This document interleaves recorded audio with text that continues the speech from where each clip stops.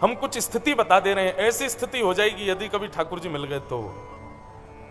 सबसे पहली बात, तन की सुध नहीं रहेगी। पैर रखोगे कहीं और जाएगा कहीं, बैठोगे कहीं और कल रात्रि एक बहन आई थी, वो गा रही थी ना, उन्होंने ही गाया है वो, मेरे झोंपड़ी के भाग आज खुल जाएंगे, राम आएंगे, राम आएंगे तो अंगना सजाऊंगी, राम आएंगे तो दीपक जलाऊंगी, राम आएंगे तो भोग। बहुत सुंदर भाव है। पर कभी कभी मन में ऐसा लगता है कि राम जी आएंगे ना तो हमको इतनी सुध रहेगी नहीं कि दीपक जलाना है, हमको इतना सुध रहेगा ही नहीं कि कुछ बिछाना है, हमको इतनी ध्यान रहेगी नहीं कि इनको कुछ पवाना है। सबने कथा सुनी है कि ठाकुर जी विदुरानी के यहां गए थे। दुर्योधन की मेवा त्यागी और साक विदुर खाए, सबसे ऊंची प्रेम सगाई, सबसे ऊंची प्रेम सगाई। ठाकुर जी विदुर जी के यहां जब गए तो विदुरानी को इतनी भी सुध नहीं है कि ठाकुर जी को बैठाना है कहीं पर। पाटा भी रखा तो वो भी उल्टा ही रख दिया, ठाकुर जी उसी पे ही बैठ गए उल्टे पाटे पर। कदली फल लेकर के आई ठाकुर जी को खिलाने के लिए, छिलका उतार उतार के ठाकुर जी को देती जा रही है, फल दूर फेंकती जा रही है। ठाकुर जी प्रेम से छिलका पा रहे हैं। अस्त व्यस्त स्थिति हो गई है। घर पे कोई आता है तो पहले चंदन लगाते हैं, फिर चावल लगाते हैं। विदुरानी पहले चावल लगा रही है, चावल बार बार गिर रहे हैं, फिर चावल लगा रही है, बोले लगी नहीं रहा, हाथ कांप रहे हैं, आंखों से आंसू निकल रहे हैं, रख कहीं रही है, जा कहीं रही है, कर कुछ रही है, कुछ भी उसके आपे में नहीं है।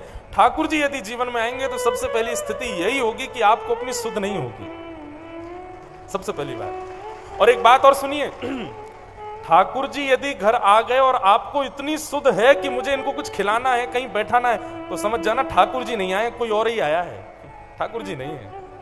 ठाकुर जी आएंगे तो फिर इतनी सुध नहीं रहेगी, पहली बात। ठाकुर जी आ जाएंगे तो दूसरा क्या होगा? वाक् गदगदा द्रवते यस्य चित्तम रुदत्य भिक्षणम हसति क्वचिच्च विलज्ज उद्गायत नृत्यते च मदभक्ति युक्तो भुवनम पुनातु।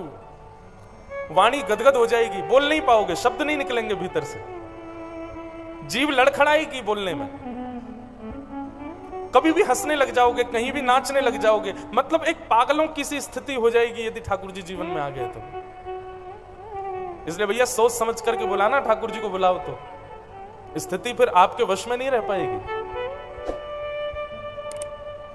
तीसरी स्थिति क्या होगी? ठाकुर जी जीवन में आएंगे तो संग्रह करने का मन नहीं करेगा, लुटाने का मन करेगा। अपने पास रखने का मन नहीं होगा, ऐसा मन होगा मैं कितना दे दूं, कितना बांट दूं, कितना लुटा दूं सबको, सबको बांटने का मन होगा। कल हम लोग गा रहे थे ना, नंद बाबा की स्थिति क्या है? हाथी दिने घोड़ा दिने और दीन पाल की, हाथी दिने घोड़ा दिने और दीन पाल की, बालकन को लाडो बेड़ा बूढ़न को लापसी, बालक को लाडो बेड़ा बूढ़न को लापसी। नंद घरा नंद भयो नंद घरा नंद भयो जय कन्हैया लाल की, नंद घरा नंद भयो नंद घरा नंद भयो जय कन्हैया लाल की, नंद घरा नंद भयो नंद घरा नंद भयो जय कन्हैया लाल की।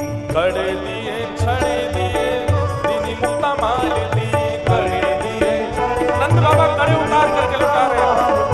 कड़े दिए छड़े दिए दीनी मुक्ता माल दी, बड़े दिए छड़े दिए दीनी मुक्ता माल की,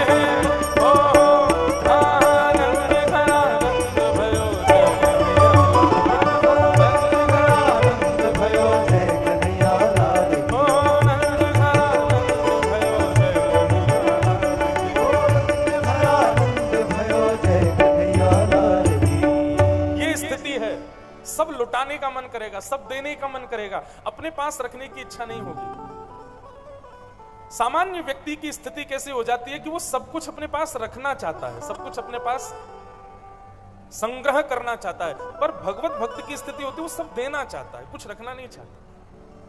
मेरे पास जो है सब मैं दे दूं, ये ठाकुर जी के आने के बाद की स्थिति हो। जय हो प्रेतराज भगवान बैठ जाओ, विराज जाओ विराज जाओ। हम पहले ही कह रहे थे कि हमसे कोई पूछ रहा था महाराज जी बागेश्वर धाम में कथा, मैंने कहा हाँ किसको कथा सुनाओगे? मैंने कि प्रथम श्रोता हनुमान जी, दूसरे श्रोता मानव, तीसरे श्रोता प्रेत। भूत प्रेत की कथा सुनेंगे।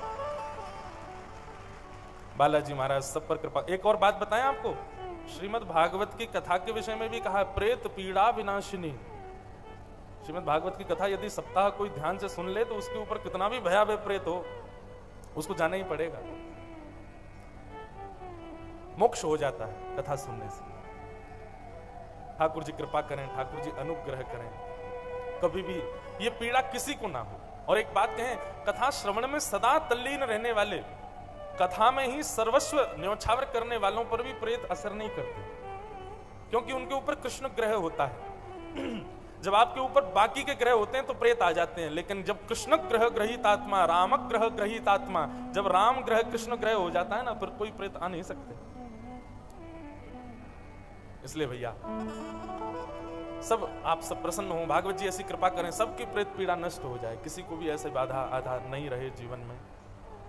तो नंद बाबा के लाला भयो है, ब्रजवासियों ने खूब उत्सव मनाया 6 महीने तक। अब देखो एक बात हमारी ध्यान से सुनना, लोग कहते हैं महाराज जी प्रेत क्यों आ जाते हैं लोगों के ऊपर? ये पूतना, राक्षसी, अघासुर, बकासुर, धेनुकासुर, ये सब कौन है? ये सब प्रेत ही तो हैं।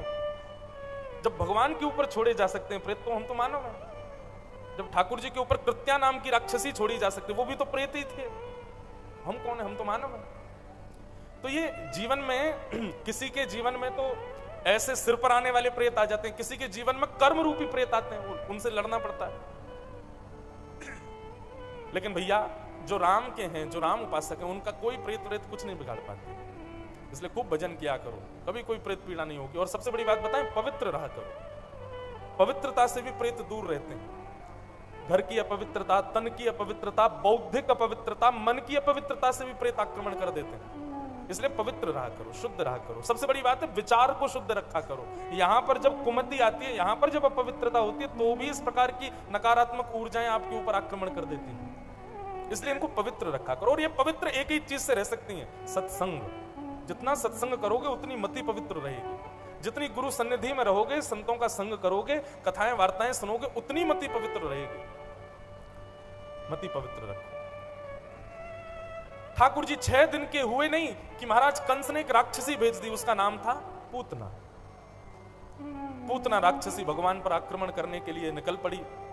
कंस ने कहा, बोले आपका इतना विशाल विकराल स्वरूप है, आपको अपने घरों में कौन आने देगा? राक्षसी बोली, मुझे रूप बदलना आता है। और पूतना ने परम सुंदर रूप धारण किया। इतनी सुंदर बन गई पूतना कि उसको सामान्य कोई व्यक्ति देख ले तो अपनी नजर ना हटा पाए। इतनी सुंदर पूतना बन गई। और सुंदर रूप धारण करके पूतना ने 10 दिन के अंदर जितने बालकों ने जन्म लिया, सबके यहां जाती है, अपने पयोधर में विष लगा करके बालक को खिलाने की भावना से पयोधर का पान कराती है। पयोधर पीते ही बालक मर जाते हैं। इस प्रकार पूतना ने असंख्य बालकों का वध कर दिया। और सबका वध करते हुए जैसे ही पूतना गोकुल पहुंची, गोकुल में बंधुओं हमारे ब्रज में ऐसा कहा जाता है कि 1 वर्ष तक नंदोत्सव मनता रहा। 365 दिन तक नंदोत्सव चलता रहा। ठाकुर जी के प्रथम जन्माष्टमी तक नंदोत्सव ही नंदोत्सव होते रहे। सब नाच रहे हैं, गा रहे हैं, सब आनंद कर रहे हैं, यही चलता रहा बस ब्रज में। 6 दिन के हैं श्री कृष्ण और पूतना का आगमन हो गया। सब लोग नाच रहे थे, गा रहे थे, उत्सव मना रहे थे। जैसे ही पूतना ने गोकुल में चरण रखा, पूतना की नूपुरों की ध्वनि, पूतना की गजगामनी चाल, पूतना के कटाक्ष नेत्र, पूतना की मधुर मुस्कान, उसके आव भाव अंग प्रत्यंग इतने सुंदर थे कि जो भी उसको देखता वो उत्सव मनाना भूल जाता, पूतना को देखने लग जाते। इतनी सुंदर। कई ब्रजवासी तो अपनी मैया के पास गए, बोले मैया तू मेरे पीछे पड़ी रहे, ब्याह कर ले, ब्याह कर ले, ब्याह। मैं ब्याह करवे को तैयार हूं, जो आ रही है ना सुंदरी, यही तो मेरा ब्याह करा दे मैया, तो मैं ब्याह कर लूंगा। इतनी सुंदर। और केवल नर नहीं, गोपियों ने भी जब पूतना को देखा तो गोपियां भी देखती रह गई। कई गोपियां तो बोली, अरे हमको तो ऐसा लगे कि ये नंद बाबा को जो लाला है ना, जो कोई सामान्य नहीं है, साक्षात नारायण है। देख वह नारायण को दर्शन करवे, आज साक्षात लक्ष्मी आई है। इतनी सुंदर थी पूतना। पूतना के रूप पर सब मोहित हो गए। लेकिन जैसे ही पूतना ने नंद भवन में प्रवेश किया, यशोदा मैया ने सुंदर रूप समझ करके अपना लाला पूतना की गोद में दिया। जिस पूतना पर सारा गोकुल रीझ गया था, जिस पूतना के रूप पर सब मोहित हो गए थे, उस पूतना की गोद में जाते ही परब्रह्म परमात्मा योगेश्वर कृष्ण ने अपने नेत्र बंद कर लिए। और नेत्र तो बंद किए, ऊपर से हाथ और रख लिए छेदन के ठाकुर जी ने। क्या समझ में आई बात? आप कितने भी सुंदर बन जाइए, कितने भी गुणों से युक्त हो जाइए, यदि आप अपने उस गुण से लोक रंजन करते हैं, संसार को रिझाते हैं, तो माफ कीजिए, आपके उस लोक रंजन वाले गुण से ठाकुर जी कभी नहीं रिझेंगे। ठाकुर जी सदैव नेत्र छुपाएंगे। बहुत ध्यानपूर्वक सुनिएगा, बड़ी बड़ी काम की बात है। कितना बड़ा दुर्भाग्य पूतना का, सबको रिझा लिया लेकिन ठाकुर जी को नहीं रिझा पाई। बंधुओं, बड़ी बात यह नहीं है, हर बार ऐसा आता है मंगलवार के दिन लाखों लोगों ने पेशी की, मंगलवार के दिन बागेश्वर धाम में और 5 लाख लोग आए, 4 लाख लोग आए, 10 लाख लोग आए।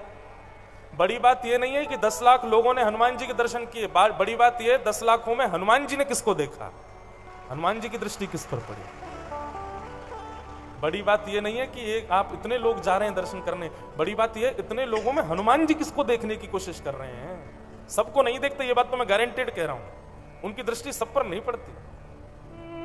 हाँ, कृपा सब पर हो जाती है, कृपा होना दृष्टि होना दोनों में अंतर है। कृपा वो कर देते हैं, ठीक है तुम पीड़ा निवृत्त हो जाओ, लेकिन वो तुमको देखें ये सामान्य बात नहीं। उसके लिए तो आपको योग्यता लानी पड़ेगी कि हनुमान जी की दृष्टि हम पर पड़े, और वो दृष्टि कैसे पड़ेगी वही सिखाया जाता है कथाओं में। अपना निर्माण ऐसा करो, अपना स्वरूप ऐसा बनाओ, अपना व्यवहार बुद्धि विचारधारा ऐसी रखो कि ठाकुर जी की दृष्टि आप पर पड़े, हनुमान जी आपको देखें। और एक बात कहें, आप कहेंगे महाराज जी प्रमाण क्या है कि हनुमान जी ने हमको देखा? उनके सामने जाते यदि नेत्र सजल हो जाएं तो समझना उन्होंने आपको देखा। यदि आप सामने जाते सामान्य रहे और सामान्य प्रणाम करके बाहर आ गए, तो आप उनको देख के आए हो, उन्होंने आपको नहीं देखा। उनकी दृष्टि आप पर पड़ेगी तो आपके नेत्र सजल हो जाएंगे। आपको पता नहीं रहेगा कारण क्या था, बस अपने आप नेत्रों में आंसू आ जाएंगे। बस यही समझ लेना कि बस ये हनुमान जी ने अब हमको देखा, दृष्टि पड़ी। तो पूतना का कितना बड़ा दुर्भाग्य कि उसको सब रीझ गए लेकिन ठाकुर जी नहीं रीझे उससे। दूसरा कारण कि पूतना से ठाकुर जी नहीं रीझे, उसके पीछे कारण यह है कि ठीक है पूतना सुंदर बन के गई, पूतना ने अपना रूप बदल लिया, सब बात मान लेते हैं हम, लेकिन पूतना ने एक बहुत गलत काम किया। क्या? गोकुल में सब लोग भगवान श्री कृष्ण के जन्मोत्सव को मना रहे थे और पूतना ने आकर के उत्सव मना रहे वैष्णवों का ध्यान अपनी ओर आकर्षित कर लिया, इसलिए ठाकुर जी ने उससे अपनी नजरें छुपा ली। मतलब यदि कोई बालाजी का अनुयायी है, यदि कोई राम नाम भक्त है, यदि कोई ठाकुर जी की उपासना करता है, कोई कथा सुनता है और कोई व्यक्ति आकर के उसका ध्यान बाहर की ओर खींच ले, किसी सामान्य संसारी वस्तु की ओर आकर्षित कर दे, तो उस व्यक्ति को साक्षात पूतना ही समझिएगा। क्यों? भगवत श्रवण में बाधा बन रहा है।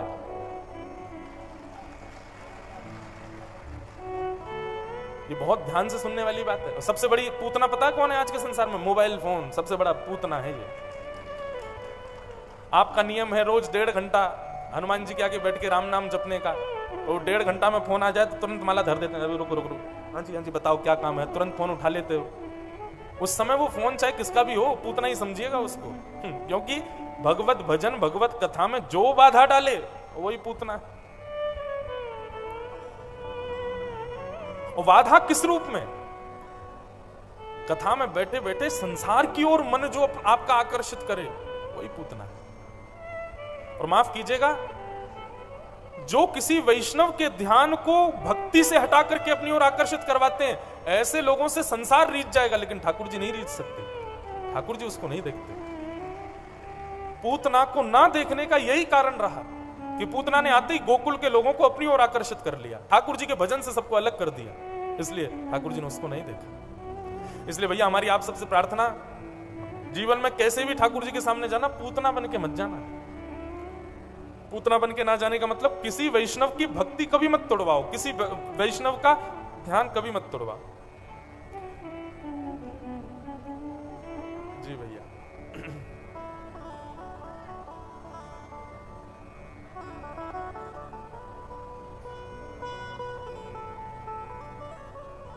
एक अभी विशेष सूचना है, 1-2 वर्ष की छोटी बच्ची कहीं गुम हो गई है, जो कि पुलिस चौकी राम दरबार में है। जिसकी भी हो संपर्क करें, बच्ची का फोटो स्क्रीन पर दिखाना है। ये बिटिया है किसी की, और ये स्क्रीन पर देख लीजिए भैया, जिनकी भी हो लाली, वो कृपा करके पुलिस चौकी राम दरबार में अभी जाकर के बिटिया को ले लें। वहीं पर पुलिस चौकी में ये है। और कोई संपर्क में भी किसी की हो तो वो इस लाली को, जो भी इनके परिवार के हों, जाकर के सब लोग पुलिस चौकी में से इनको ले लीजिए। बोलो हनुमान जी महाराज की। तो भैया पूतना नहीं बनना है ठाकुर जी की सन्मुख, नहीं तो ठाकुर जी देखेंगे नहीं। हमारी भक्ति का स्वरूप ही यही है कि हम ठाकुर जी को ना देखें, उनकी दृष्टि हम पर पड़े, उनकी दृष्टि हमारे ऊपर पड़े। इसी के लिए तो हम भजन करते हैं, इसी के लिए तो हम कथा सुनते हैं, ताकि उनकी दृष्टि के हम अधिकारी हो जाएं। एक भजन बड़ा प्रसिद्ध गाया जाता है, नजरों से गिराना ना चाहे जितनी सजा देना, नजरों से गिराना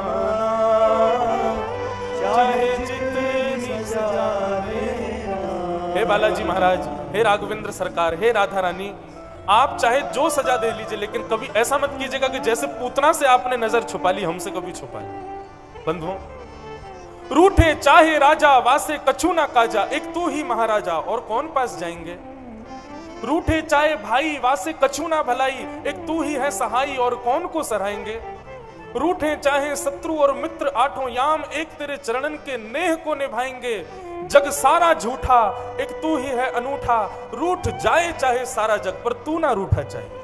आप कभी मत रूठिए। और आप सबसे प्रार्थना बंधुओं, बहुत विशेष ध्यान रखा करो उन बातों का जिनसे कभी ठाकुर जी आपसे रूठे नहीं। आपको पता है, महाभारत युद्ध में जब कर्ण जा रहा था, तब कर्ण के कवच कुंडल लेने के लिए बीच युद्ध मैदान में इंद्र ब्राह्मण का रूप धारण करके आया और कहा भिक्षाम देहि। कर्ण दानवीर था, जो दान मांगते थे दे देता था। अब सब जानते थे कि जब तक कर्ण के पास कवच कुंडल है, तब तक कर्ण को कोई नहीं मार सकता। लेकिन इंद्र जब ब्राह्मण का रूप धारण करके आए और महाभारत युद्ध के बीच में आकर के कहा कि कर्ण दान दो। किसका दान चाहिए? बोले तुम्हारे कवच कुंडल चाहिए। तो कर्ण का नियम है, वो मना नहीं करता है किसी को। लेकिन आज कर्ण बड़ी दुविधा में पड़े हैं, क्योंकि महाभारत युद्ध में वो बची इन कुंडल और कवच की वजह से रहा है। बहुत सावधानी से सुनिएगा, बड़ी विशेष बात है। तब कर्ण का सारथी कहता है, बोले महाराज ब्राह्मण को कह दीजिए युद्ध के बाद आएगा, अभी युद्ध बीच युद्ध में आप दान नहीं कर सकते। तब कर्ण के नेत्र सजल हो जाते हैं और कर्ण कहता है, तुम मुझे किससे बचाना चाहते हो सारथी? इस महाभारत युद्ध में कवच कुंडलों से मैं कब तक बचता रहूंगा? सामने नजर उठा करके देख, मेरे विपक्ष में कोई और नहीं, साक्षात परमात्मा खड़ा है। उस परमात्मा से कैसे जीत सकता हूं मैं? चाहे मुझ पर कितनी भी कवच आ जाए, कितने भी कुंडल आ जाए, कितनी भी रक्षा सुरक्षा कर लूं, मेरे विपक्ष में परमात्मा खड़ा है, मैं कैसे जीत सकता हूं उससे? कभी कुछ ऐसा मत करना बंधुओं कि आपके विपक्ष में ठाकुर जी आ जाए। इसलिए कभी भी किसी वैष्णव को कष्ट मत दीजिएगा। कई लोग होते हैं, वो संत के भेष को देख करके ये सोचते हैं कि ये तो कोई पाखंडी है, इनका मजाक उड़ा लो, इनके बारे में कुछ भी अनर्गल कह दो। ठीक है, आप 2-4 बार, लेकिन हृदय से प्रणाम किया करो। आपको किसी ने अधिकार नहीं दिया कि आप परीक्षा लेते घूमो कौन असली है कौन नकली है। जो भी हैं सबको प्रणाम करो। आप लोग सत्य बताइए, क्या मां जानकी जी को नहीं पता था कि ये रावण संत का भेष धारण करके आया है? पता था उनको। केवल संत भेष में है, उस संत भेष का सम्मान करने के लिए जानकी जी ने स्वयं को अपहरण करवाया। रावण की मजाल जो जगत जननी जानकी जी का स्पर्श कर ले। जानकी जी ने केवल उसके भेष का सम्मान किया कि संत भेष में। इसलिए भेष यदि संत का है तो अब उसके अंदर संतत्व है कि नहीं, आप मत परखिए, आप उसको प्रणाम ही कीजिए। अगर संतत्व नहीं है तो अपने असंतत्व से खुद गिरेगा किसी दिन। आप मत परखिए उसमें कि ये संत नहीं है, ये वैष्णव नहीं है, ये तो ऐसे पाखंडी बाबा ऐसे डोलता रहता है। ऐसे नहीं विचार करना है। माथे पर तिलक है, वस्त्र संतों कैसे हैं, जटा है, जूट है, या जो भी है, प्रणाम करो, वंदन करो। भक्तमाल जी आज्ञा करती हैं इसके लिए कि भेष का सम्मान किया कीजिए, भेष को प्रणाम किया कीजिए। इसलिए भैया कभी संतों का अपमान मत करना, नहीं तो हनुमान जी बहुत जल्दी रूठेंगे, नाराज हो जाएंगे। तो पूतना को ठाकुर जी ने नहीं देखा, यह दुर्भाग्य पूतना का।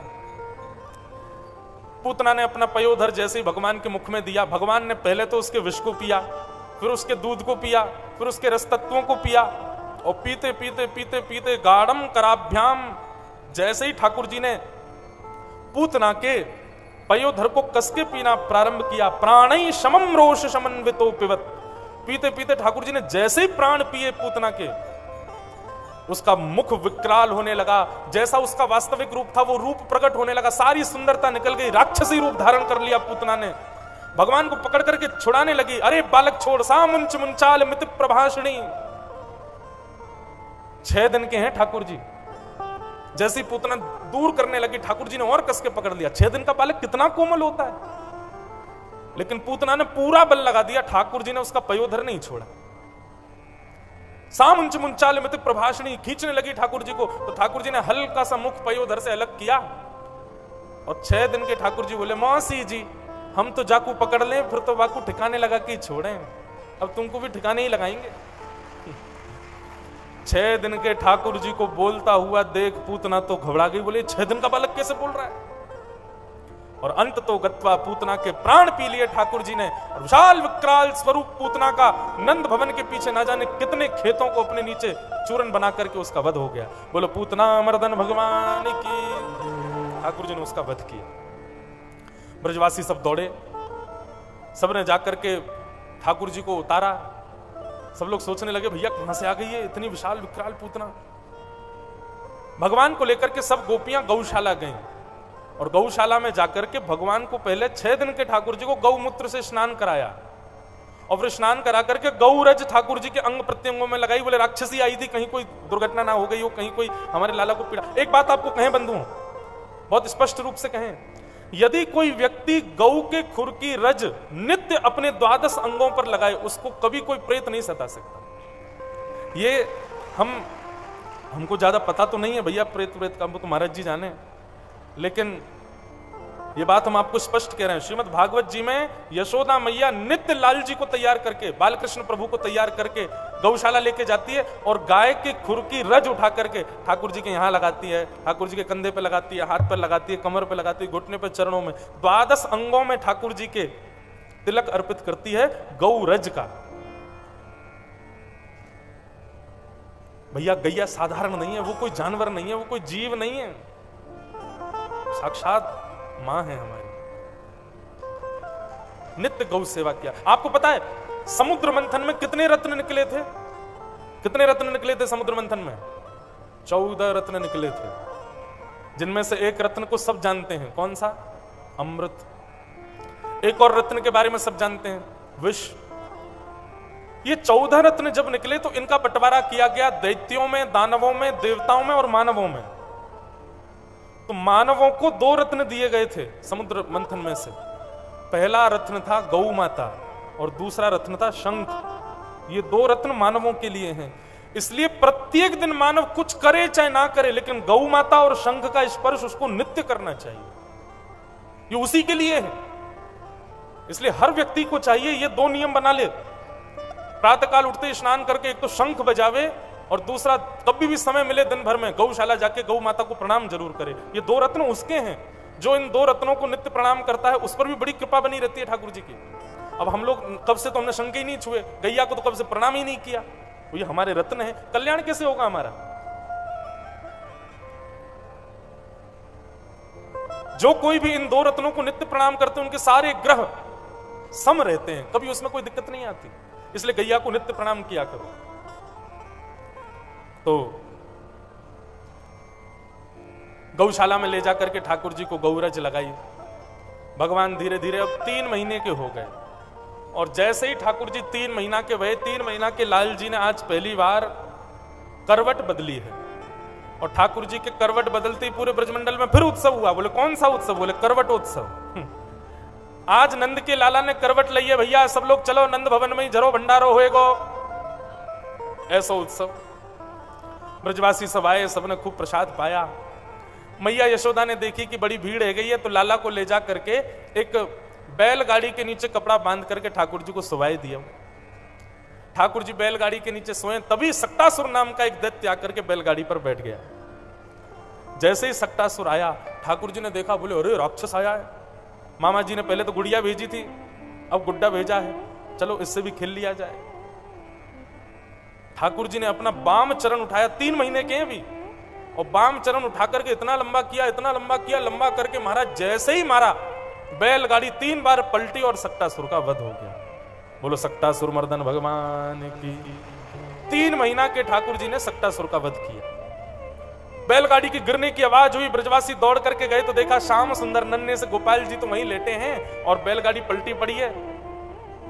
यशोदा मैया ने आकर के लाला को गोद में लियो, सबन से पूछने लगी इतनी बड़ी बैलगाड़ी कैसे गिर गई। छोटे छोटे बालक आए, बोले मैया हम बताएं कैसे गिरी। बोले हाँ बताओ। बोले मैया तुम्हारो नेक्स्ट सो लाला है ना। बोले हाँ। जाने अपनो पाम मैया इतनो लंबो कियो, इतनो लंबो कियो, इतनो लंबो कियो, लंबो करके यूं करके ऐसे मारी, सुई बैलगाड़ी पलट गई मैया। यशोदा मैया बोली यहां पे आ। बालक को पकड़ करके मैया ने एक जड़ा उसके गाल पे। बोले झूठ बोले, मेरो 3 महीना को लाला वाके लैया केरोवा ने इतनो लंबो पाम कियो और बैलगाड़ी पलटा दी। बालक बोलो मैया तेरी सौगंध खा के कह रहा हूं, मैं झूठ नहीं बोल लो, तेरे लाला ने बैलगाड़ी पलटाई है। श्री सुखदेव जी महाराज भागवत में वर्णन कर रहे हैं, बहुत सुंदर बात, कि अप्रेमयम बलम तस्य बालकस्य न ते विदु। बहुत सुंदर बात। शुकाचार्य जी कहते हैं, बोले कि परीक्षित ये ब्रजवासियों का प्रेम है, बहुत बहुत सावधानी से सुनिएगा। ठाकुर जी ब्रजवासियों के सामने ऐसी लीला कर रहे हैं कि सबको विश्वास हो जाए कि ये भगवान है। 3 महीना के ठाकुर जी इतना बड़ा लंबा पैर करके बैलगाड़ी पलटा रहे हैं, लेकिन उसके बाद भी ब्रजवासी मन में क्या सोच रहे हैं, बोले नहीं हमारो लाला बैलगाड़ी ना पलटा सके। जरूर हमने कोई स्वप्न देखो होगा, हमारे लाला में इतनी शक्ति सामर्थ्य नहीं है। ये बंधुओं प्रेम का स्वरूप है। जहां प्रेम अधिक होता है ना, वहां पर अपने प्रेमी की प्रभुताओं को गौड़ कर दिया जाता है, प्रभुताओं को छुपा दिया जाता है। हमको प्रभुता नहीं दिखती। और क्षमा कीजिएगा, जहां प्रभुता देख करके प्रेम होता है वो आकर्षण कहलाता है, प्रेम नहीं कहलाता।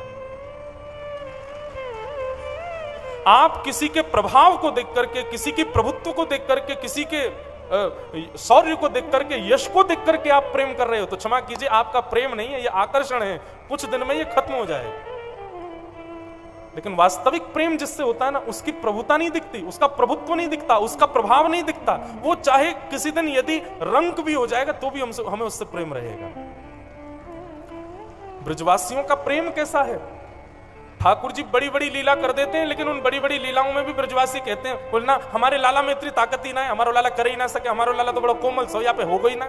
जरूर हमने कोई स्वप्न देखो होगा। ठाकुर जी मंद मंद मुस्काते हैं, बोले यही तो प्रेम है ब्रजवासियों का। हम इनके सामने कुछ भी कर लें, लेकिन इनको विश्वास ही नहीं होता कि हम भगवान हैं।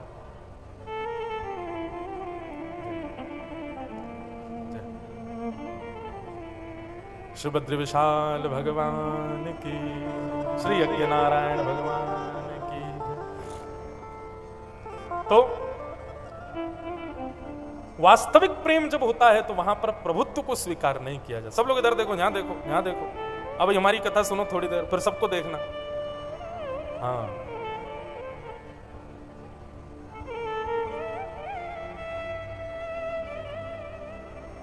निस्वार्थ प्रेम में प्रभुत्व स्वीकार नहीं होता। वहां तो प्रेम होता है, चाहे तुम श्रेष्ठ बन जाओ, चाहे तुम अश्रेष्ठ हो जाओ, तुम्हारा प्रेम कभी नष्ट नहीं हो सकता।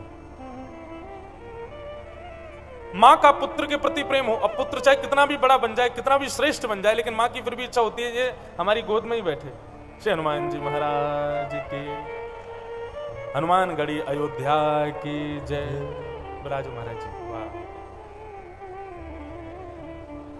आज तो भैया खूब बड़ा संगम हो रहा है यहाँ पे।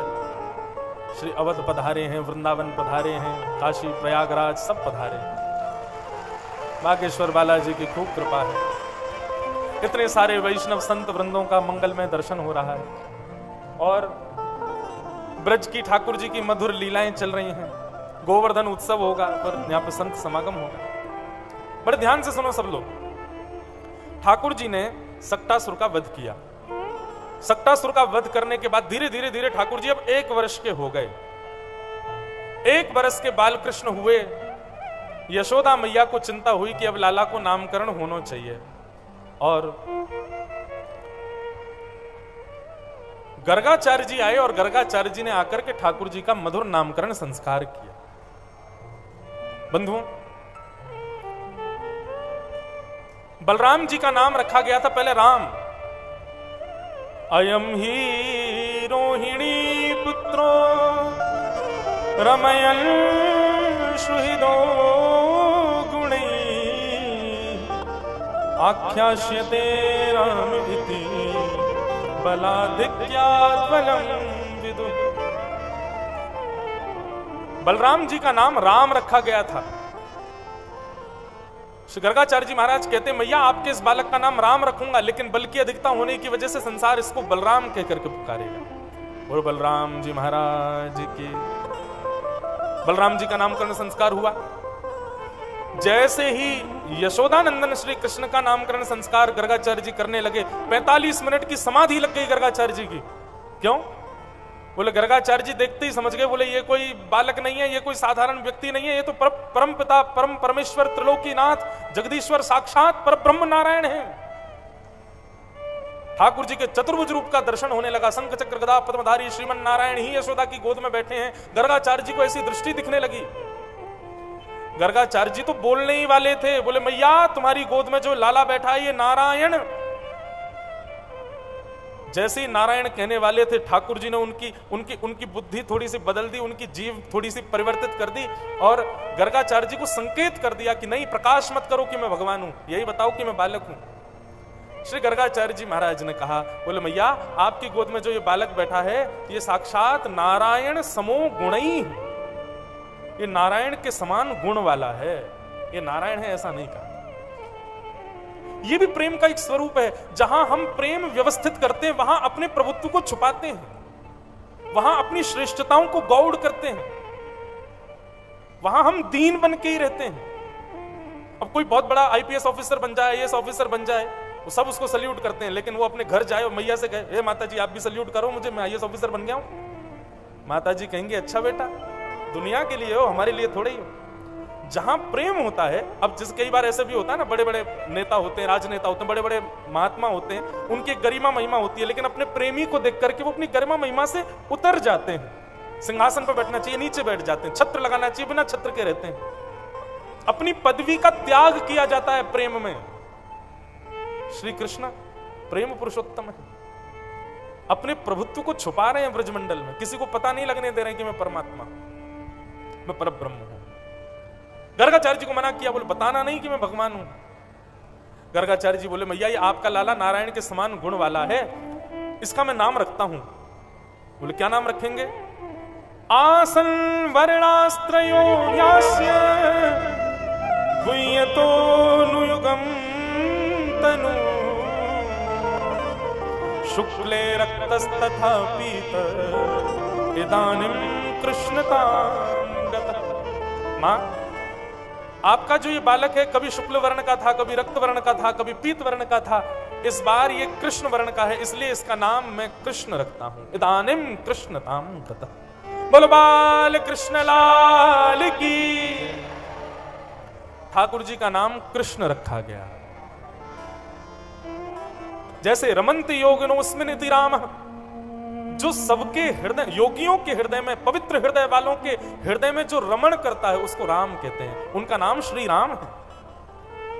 ऐसे ही कृष्ण का अर्थ क्या है? जो आपको कहीं से भी अपनी ओर आकर्षित कर ले, कर्षतीति कृष्ण, उसका नाम कृष्ण है, उनका नाम श्री कृष्ण। कृष्ण शब्द का अर्थ क्या होता है बंधुओं? कर्षतीति कृष्ण, मतलब कृष्ण शब्द का अर्थ क्या? बहुत ध्यान से सुनो। हमारी पंच ज्ञानेंद्रियां हैं, आंख, नाक, जीव, कान, त्वचा। आप हो ही नहीं सकता कि किसी इंद्रिय से कृष्ण के ना हो सको। जो प्रत्येक इंद्रिय से आकर्षित करे वही श्री कृष्ण है। आप यदि उनको देख लोगे तो उनके हो जाओगे। आप कहो कि नहीं मैं देखूंगा नहीं, मैं आंख बंद करके रखूंगा, तो कृष्ण के कैसे होऊंगा? तो वो आपके कानों से भीतर प्रवेश कर जाएंगे। ऐसी लीला सुना देंगे अपनी कि आप कानों से उनके हो जाओगे। आंख भी बंद कर लोगे, कान भी बंद कर लोगे, बोले अब कृष्ण का कैसे होऊंगा? तो उनके तन की सुगंधी ऐसी आएगी कि नासिका से सूंघते ही उनके हो जाओगे। आप नाक भी बंद कर लो, आंख भी बंद कर लो, कान भी बंद कर लो, बोले अब तो कृष्ण मेरे नहीं हो पाएंगे, अब मैं कृष्ण का नहीं हो पाऊंगा। तो उनका प्रसाद ऐसा जाएगा जिह्वा पर कि जीव पर प्रसाद लेते ही उनके हो जाओगे। आप कहोगे प्रसाद भी नहीं लूंगा, आप कृष्ण के कैसे होंगे? तो कृष्ण ने यदि आपका स्पर्श कर लिया तो स्पर्श से उनके हो जाओगे। आप कहीं से भी बच नहीं सकते कृष्ण से। जो हर रूप में अपनी ओर आकर्षण करे, कर्षतीत कृष्ण। या तो उनको देख करके उनके हो जाओगे, उनको सुन करके उनके हो जाओगे, उनके प्रसाद पाके उनके हो जाओगे, उनका स्पर्श करके उनके हो जाओगे। हमारे ब्रज में एक रसिक हुए, उनका नाम था रसखान। क्या नाम था? रसखान। रसखान जी को सुंदर रूप देखने का बड़ा चाव था। सुंदरता जहां देख लेते थे वहीं रुक जाते थे। एक बार एक हिंदू परिवार के बालक में उनका मन आ गया। रोज सुबह आते, घोड़े पर बैठा के बालक को ले जाते। अब सेनापति थे बादशाह के, इसलिए कोई कुछ कहता नहीं था उनसे। एक बार हमारे वृंदावन के एक महात्मा गए। महात्मा ने रसखान से कहा, बोले तुमको सुंदरता का बड़ा शौक है? बोले हाँ। बोले मैं एक सुंदरता ऐसी जानता हूं, वैसा सुंदर पूरी दुनिया में कोई नहीं है। बोले कौन? नन्हे से बाल गोपाल भगवान का चित्र दिखाया। बोले ये सबसे सुंदर है संसार में। रसखान ने जैसे ही देखा, कटाक्ष नेत्र, बढ़िया घुंघराले केश, नीलांबर स्वरूप ठाकुर जी का, गदमदरा से हाथ, गदमदरा से पैर, ऐसे सुंदर ठाकुर जी को देख करके रसखान बोला, ये बालक मुझे कहां मिलेगा? महात्मा बोले ये तो वृंदावन में रहते हैं। बोले इस बालक से मिलने के लिए मुझे क्या करना पड़ेगा? बोले कंठी माला गले में पहननी पड़ेगी, तिलक लगाना पड़ेगा, धोती पहननी पड़ेगी, संतों को प्रणाम करना पड़ेगा। ये बालक संतों के यहां ही रहता है। रसखान ने सारी रीति रिवाज पूछ लिए जिनसे श्री कृष्ण मिल जाएं, और वही रसखान वृंदावन के परम रसिक बन गए। ताही अहीर की छोहरी या छछिया भरी छाछ पे नाच नचाए। भगवान का नाम श्री कृष्ण है। कृष्ण मतलब जो कहीं से भी आपको अपनी ओर आकर्षित कर ले, वो श्री कृष्ण। ठाकुर जी का नाम कृष्ण रखा गया। अब तो ठाकुर जी नेक और बड़े है गए, 3.5 वर्ष के है गए। और जैसे ही 3.5 वर्ष के भय, अब तो ठाकुर जी इतनो उदम मचावे कि कोई के हाथ नहीं आवे। श्री सुखदेव जी महाराज एक ही श्लोक में वर्णन करते हैं, श्रृंग्यग्निडंष्टि जलद्विजकंटकेभ्य क्रीडा परावति चलौ स्वसुतौ निषिद्धुम गृहाण कर्तुमपि यत्र न तज्जनन्यो शोकात आपतुरलम मनसो वतस्था। बहुत सुंदर। नेक्स्ट से ठाकुर जी कैसा उदम मचाते हैं? बोले छोटी सी गैयाओं के पास जाते हैं छोटे से ठाकुर जी, और जाके उनके सींग पकड़ के खींचने लग जाते हैं। अब बैठी भाई गैया के सींग खींचे, इतने में ही गैया खड़ी है जाए, सोई ठाकुर जी सींगों से लटक जाते हैं। गैया ठाकुर जी को लेके जाती है सीधे गोबर के ढेर में, और वहीं जाकर के झटका मारे, सोई ठाकुर जी गले गले तक गोबर में धस जाते हैं। फिर रोते हैं, मैया मुकू बचा, देख गैया मुकू मार रही है। यशोदा मैया ठाकुर जी को उठा के लाती है, गोबर में धसे हुए ठाकुर जी को लेके आती है। यशोदा मैया के लाला मुकू तो ऐसा लगे तो पूर्व जन्म को सूकर दिख है। ठाकुर जी कहे, हाँ मैया सही कह रही है, मैं पूर्व जन्म को सूकर ही तो हूं। वो बड़ा भगवान भयो ना जाने पृथ्वी की रक्षा करी, वो मैं ही तो हतो। मैया बोली, नेक्स्ट सो ऐसी बातन ने बनावे, जन कहां से सीख के आवे इन बातन ने। नन्हे से ठाकुर जी बड़ी मधुर लीला कर रहे हैं। आहा। द्यमष्टि, एक दिन ठाकुर जी सवेरे सवेरे रोने लगे। यशोदा मैया बोली, लाला तू काई को रो रहा है? अच्छा आप सब लोगों को ब्रजभाषा समझ में आ रही है? नहीं जोर से बोल के बताओ, समझ आ रही है? वाह भैया समझ लो। सुबह सुबह ठाकुर जी रोने लगे। मैया बोली, लाला काई को रो रहे? ठाकुर जी बोले, मैया मेरे संग बहुत बड़ा अत्याचार भयो। यशोदा मैया बोली, कहा अत्याचार है गो तेरे संग? 3.5 वर्ष के हैं लाल जी। बोले, मैया आज सवेरे सवेरे में गौशाला गयो तो गौशाला में गैया ने बछड़ा ब्यायो, और मैया मैंने देखो वह बछड़ा ने जन्म लेती बाकी सबरे दांत आ गए। मैं 3 बरस को है अभी तक 4 ही दांत निकले। मैया मेरे संग बहुत बड़ा अत्याचार भयो है। द्यमष्टि जोर जोर से रोने लगे ठाकुर जी। यशोदा मैया गोद में बैठावे, अरे मेरो लाला तू रोवे काय को? तू लाला माखन मिश्री खावे, माखन जो होवे वो चीकनो होवे, और चीकने के कारण तेरे दांत निकले वो पेट में चले जाएं, तो दूध पिए कर तब तेरे दांत रुकेंगे। ठाकुर जी रोज दूध पीते हैं, फिर अपने दांत गिनते मेरे कितने दांत निकल आए। ऐसी मधुर लीला ठाकुर जी कर रहे हैं। मैया करताल बजाती है, और करताल सुनकर के ठाकुर जी ठुमक ठुमक करके नृत्य करते हैं। आकाश में खड़े 33 कोटि देवता यशोदा मैया को प्रणाम करते हैं। बोले, धन्य है यशोदा मैया, त्रिलोकी को नचाने वाला आज यशोदा की ताल पर नाच रहा है। कितने बड़े सौभाग्य की बात है। सूरदास जी कहते हैं, यशोदा तेरे भाग्य की कही ना जाए। तेरे भाग्य की कहा कहे यशोदा मैया? आहा शंग्यग्निड्यंश्चि जलध्वजकंटकेभ्य क्रीडा परावति चलौ स्वसुतौ निषिद्धुं ब्रूयाणि कर्तुमपि यत्र न तज्जनन्यो रोकात आप तुरलम मनसो व्यवस्था। ऐसी मधुर लीला ठाकुर जी कर रहे हैं। कभी चोटी पकड़ के रोते हैं कि मैया मेरी चोटी चौनाएं भर रही, कभी रोते मैया मेरे दांत चौनाएं निकल रहे, कभी रो में मैया वाकी गैया के इतने धोरो बालक कैसे भयो हमारो चौनाएं हेरो। ऐसी ऐसी मधुर बातें ठाकुर जी करते हैं। बंधुओं, यहां कंस ने ब्रजवासियों पर एक कर लगा रखा है कि कोई भी ब्रजवासी अपने यहां ज्यादा दूध दही मक्खन घी इनको व्यवस्थित नहीं कर सकता। एक अनुपात से ज्यादा यदि दूध मक्खन घी दही किसी भी ब्रजवासी के घर में होता है तो उसको मथुरा जाकर के जमा करवाना पड़ता था। ठाकुर जी को जब यह बात पता चली कि भैया कंस गैया रखें हम, गैया को खवामें हम, सेवा करें हम और सारो दूध घी दही ले जावे ये कंस, ठाकुर जी बोले श्रेष्ठ वस्तु असद व्यक्ति के हाथ नहीं पड़नी चाहिए। और ठाकुर जी ने सब ब्रजवासियों से कहा कि भैया यदि घर में दूध घी दही मक्खन बचेगो तो कर के रूप में मथुरा देना पड़ेगा, लेकिन चोर यदि चोरी कर लेंगे तो फिर कैसे दोगे। और सब ब्रजवासियों के साथ मिलकर के ठाकुर जी घर घर जाकर के चोरी करने लगे कि वत्सान मुंचन क्वचिद समय क्रोश संजात हास स्तेयं स्वादद्दधिपयः कल्पितैः स्तेयो मरकान भोक्षण विवजति सचेन नात्रिभाण्डं भिनत्ति द्रव्यालाभे सग्रह कुपितो यात्युपक्रोशतो। सब गोपियां जाकर के यशोदा मैया से जाकर के शिकायत कर रही हैं, बोले तुम्हारे लाला है मैया संभाल लो, नहीं काव देना हम देख लेंगे याकू। सब गोपियां जा जा करके यशोदा मैया से शिकायत कर रही हैं। गोपियां कहती हैं मैया तुम्हारो लाला चोरी करे स्तेयम। बोले काय की चोरी करे? बोले दूध घी दही और मक्खन की चोरी करे। यशोदा मैया को जब ये बात पता चली यशोदा मैया हंसने लगी, बोले मेरे लाला के पास दूध घी दही की कोई कमी है जो चोरी करेगा? चोरी क्यों करेगा? गोपियां सब कहने लगी, बोले मैया हम झूठ थोड़ी बोलेंगे, तुम्हारा लाला वास्तव में हमारे घर आवे चोरी करे।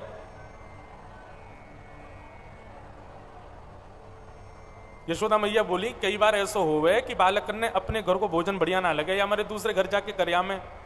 अब मेरे लाला ने यदि तुम्हारे यहाँ नेकाद मक्खन चोरी कर लियो तो बाकी शिकायत तो मत करो, मेरे घर से ले जाओ 2-3 मटका भर के, कोई कमी थोड़ी है, लेकिन ऐसे चोरी को इल्जाम मत लगाओ। बोले मैया तुम्हारो लाला अकेलो खावे हमें वासे कोई दिक्कत नहीं है, लेकिन तुम्हारे लाला के संग तो पूरी मंडली चले और वह मंडली में केवल बालक हो ऐसी बात नहीं है। मरकान भोक्षण बंदरन की भी मंडली तुम्हारे लाला के संग चले, स्वयं भी खावे बालकन को भी खवावे और बच्चों को जो बंदरन को भी खवा दे। एक गोपी बोली मैया इतने में भी मक्खन यदि बच जाए तो तुम्हारो लाला दया थोड़ी करे कि चलो छोड़ जाओ, तो क्या करे? बोले ना त्रिभांडम भिनत्ति, बचे भय मक्खन की मटकी को फोड़ के भाग जाए, जितना मक्खन बचो हो सब फैल जाए, हमको कछु मिले ही ना है मैया। ऐसो लाला तुम्हारो उदम मचावे मैया, या को समझाए लो। सब गोपियां शिकायत करने लगी। यशोदा मैया ने ठाकुर जी को समझाया।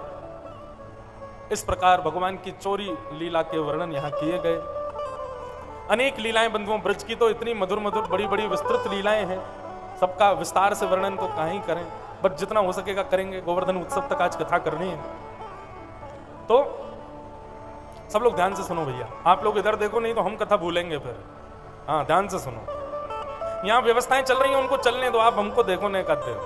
और यूं मत सोचो कि भैया महाराज जी को कहीं नजर लग गई, तो कोई नजर नहीं लगेगी, आप देखो हमको, खूब भाव से कथा सुनो। तो कथा में आगे प्रसंग आता है दामोदर लीला का। भगवान ने एक दिन यशोदा मैया के पर सास के जमाने की मटकी फोड़ दी। यशोदा मैया को क्रोध आया, बोले लाला ज्यों ज्यों बड़ा है तो जा रहा, त्यों त्यों ऊधमी है तो जा रहा, आज या कुछ सबक सिखाना पड़ेगा। और यशोदा मैया ने ठाकुर जी को पकड़ करके ऊखल से बांध दिया। जय हो। यशोदा मैया वात्सल्य मैया की चर्चा है रही है, और वात्सल्य मूर्ति हमारी श्री दीदी माँ पधारी हैं। जय हो, जय हो। भजो गोविंद गोपाल गिरधारी, भजो गोविंद